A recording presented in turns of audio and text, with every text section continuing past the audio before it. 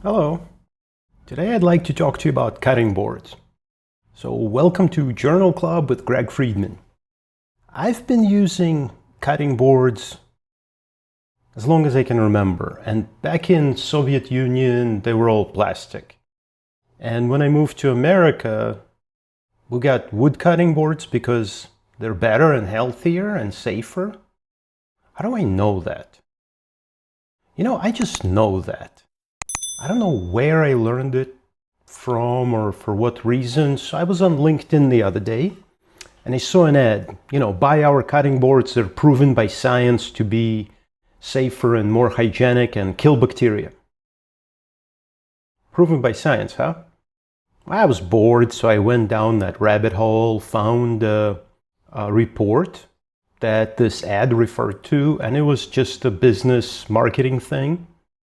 I found a paper that the business marketing thing referenced, and it was from more than 30 years ago. So then I checked out Google.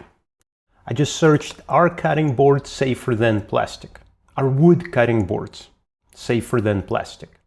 And I didn't read the rest of it. It just says, yes, wood cutting boards are generally considered safer than plastic cutting boards. And that's what it highlights. Oh, cool. Let's try Grok. So for personal use, I use ChatGPT, I use all sorts of different AI. But for my personal silly questions of how often I should water the lawn, I just go to Grok. I find it more fun to use, and I sometimes turn on the unhinged mode. If you have not tried it, it's pretty funny, especially when your wife is around. Anyway. So look at this. Are wood cutting boards safer than plastic? Wood cutting boards can be safer than plastic in some ways, but it depends on how they're used and maintained.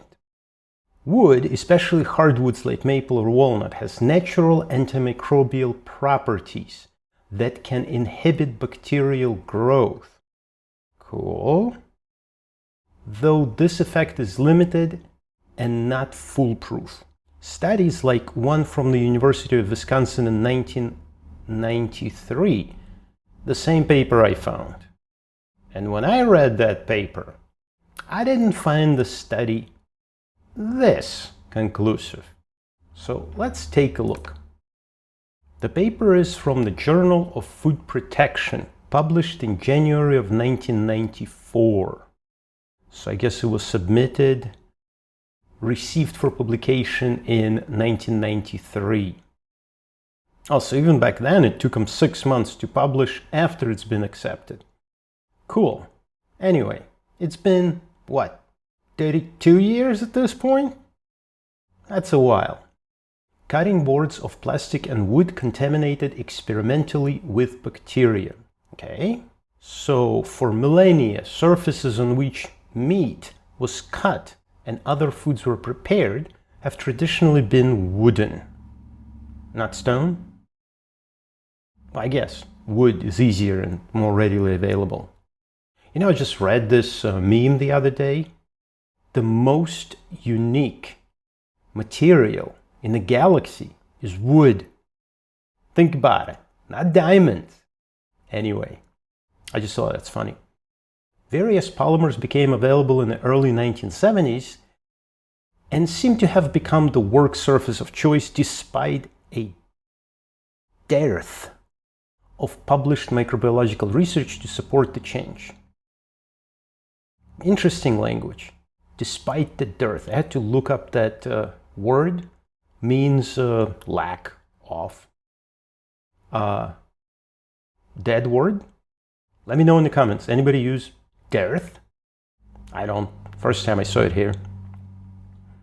Some of the bacteria, though not viruses or other disease agents, might multiply on the surface between being deposited from the first food and contaminating another. So, hidden in the cracks and crevices and given food and oxygen, these guys can grow. So, wash the cutting board? Yeah, so the paper mentions that, in home kitchens, circumstances may be different than those in restaurants, butcher shops, and meat processing establishments, where ready-to-eat foods are ideally prepared on surfaces other than those on which raw animal products are handled or cut. So it's better to have separate cutting boards. So you have the whole kitchen counter covered in cutting boards. Just use one and wash it regularly. Soap and water. It's that easy. And the authors mention that in their work, and this remains true 30 years hence, the bacteria of most interest are Escherichia coli, E. coli, Listeria, and Salmonella. Nothing changed, and I've worked with O157H7 since I was a grad student. So I guess many things stay the same. That's cool. There are other bacteria, but E. coli, Listeria, and Salmonella are the usual culprits. Conclusions regarding the microbiology of cutting boards may depend greatly on how contamination and sampling are done, yet there are not standard methods for carrying out such experiments. Is grammar a little bit different than our spoken and written language today? Just reading this 30-year-old paper feels a little bit different than reading more modern text. Anyway, yeah, sure, so no methods exist. Anybody working in food micro, if you guys are watching this, are there new methods for doing this? More kind of commonly accepted? I'm not aware of any, but I'm not a specialist. And the authors go into very great detail of exactly how they did it. So bacteria of their choice was E. coli, Listeria, another kind of Listeria, and Salmonella. The way they contaminated the blocks, I don't think it's super important, but I'll mention it. So they cut the cutting boards into little blocks and then sterilized them with UV for 1 hour in a laminar flow hood. And a couple of different methods they used to contaminate is either take a petri dish with grown bacteria and, stamp the cutting board into the bacteria, or drop from a pipette a 0.5 milliliter and let it dry in the laminar flow hood. And also the cutting boards they chose. New plastic and wooden cutting boards were donated by manufacturers and distributors. Used plastic and wooden boards came from Home Kitchens, a retail meat cutting establishment, and pilot meat and poultry processing facilities of the University of Wisconsin-Madison. Woods tested included ash, basswood, beech, birch, butternut, cherry, hard maple, oak, and American black walnut. Polymers were polyacrylic, polyethylene, foamed polypropylene, polystyrene, and hard rubber. Hard rubber? Cool. I haven't had one of those. Wonder what that's like. Anyway, and the way they recovered the contaminants, again, the authors go into lots of details. Very well done science. I would have done it very similarly, even though 30 years have passed, and we do have better equipment for microscopy and plasma diagnostics and ultraviolet intensity measurements. But the good old microbiology is pretty solid. And even a high school student can probably follow this techniques. Of course, I will leave a link to this paper down in the description. It is publicly available, I believe, at least I found it somehow. And please definitely check it out in great detail for yourself. And you could make this into a research project for a high school team or undergrad students. So anyway, let's look at the results. So the cutting boards, new cutting boards as received, were found to be virtually sterile. Virtually sterile, as opposed to regular sterile.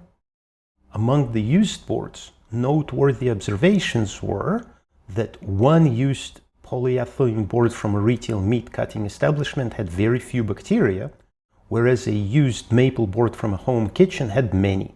Data not shown. So out of all of the cutting boards, one commercial one was slightly contaminated and one home one was dirty. So they just gave you a dirty board. I wash my boards right after we're done cutting. Soap and water. Works real great. Oh yeah, recovery. First results. So how many E. coli can they recover after putting them on the cutting boards. So basswood with oil, without oil, or without oil, with oil, birch, with oil, birch, sanded, maple, polypropylene. Sanication, no sanication. Okay, so they put 1 times 10 to the 4. So they put 10,000 bacteria.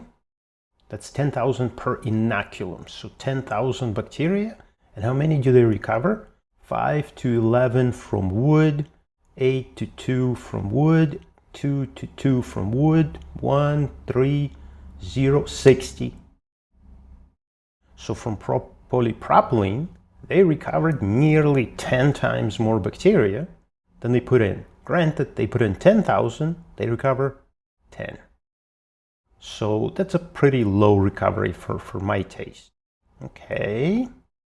The trend continues. So with E. coli and Listeria, with nutrient broth versus PBS recovery, so they put in 10 to 7 colony forming units, and they recover 10 to minus 3? Is that a minus?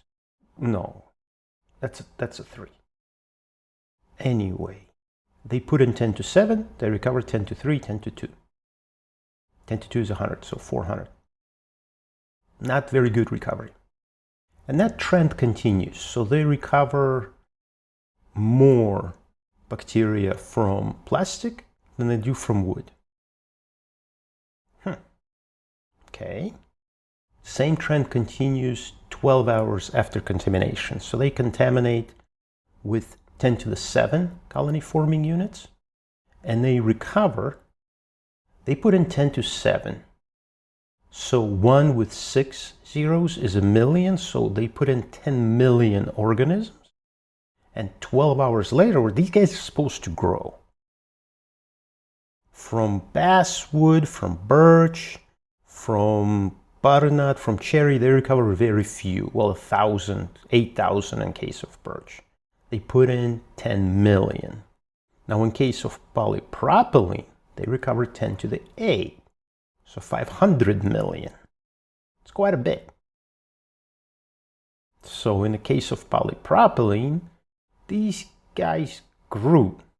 In the case of wood, they didn't or weren't recovered. I have my comment in the end about this.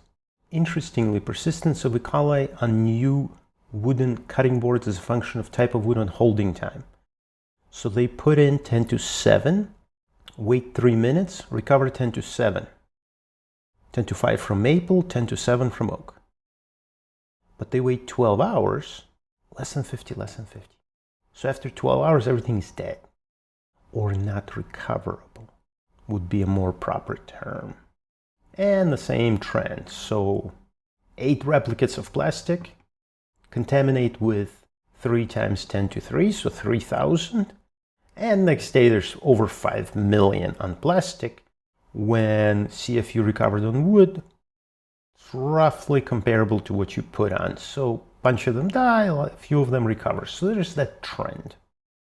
They also contaminated the boards with chicken juice. And you'll have to read for details of what that is. It's just the chicken juice. And with plastic, they recover 2,000. And with wood, they recover, is that a minus? If that's a minus, that's 0.3. No, 0.03, 10 to minus 2. Okay, that's curious. So now we go into the discussion. This study was intended to help minimize cross-contamination by bacteria from raw animal products via cutting boards to other foods in home kitchens. Although we originally hoped only to find some practical means for home cooks to clean or sanitize a wooden cutting board, so as to be almost as safe as plastic board, our early experiments showed that wood generally yielded fewer bacteria than did plastic after contamination. In these preliminary studies, we encountered unexpected difficulty in recovering inoculated bacteria from wood surfaces, regardless of wood species and whether the boards were new or used and untreated or oiled. This may be similar to findings of others. And that's it. So, are wood cutting boards safer than plastic? We don't know. That paper doesn't give me an answer. It tells me that recovering bacteria from wood is much more difficult than it is from plastic. That tells me that plastic is probably easier to wash. That tells me that a bunch of leftover dead or just not culturable bacteria are left on the wood. That tells me that there could be, these VBNC, ABNC, viable but not culturable, active but not culturable bacteria that could be left on the wood surface. That tells me that if some of them are antibiotic resistant, even though they're dead or not culturable, they could transfer their genes to new bacteria. My personal conclusion here is it is good that I wash my cutting boards with soap and water immediately after use and in between uses as much as my OCD brain tells me to do, which is a lot, and it's good. Be a little bit paranoid where it comes to raw meat. It would save you in the long run. Another point here is my question with AI. I don't know if it's smarter. I don't know if it's as smart as people who come to completely rely on it think it to be. Well, are wood cutting boards safer than plastic? I don't know. Before reading this paper, I thought they were, because I just knew that to be the fact. After reading it, I'm only convinced that you can't wash them often enough. Have fun, and I'll see you in the next one. Peace.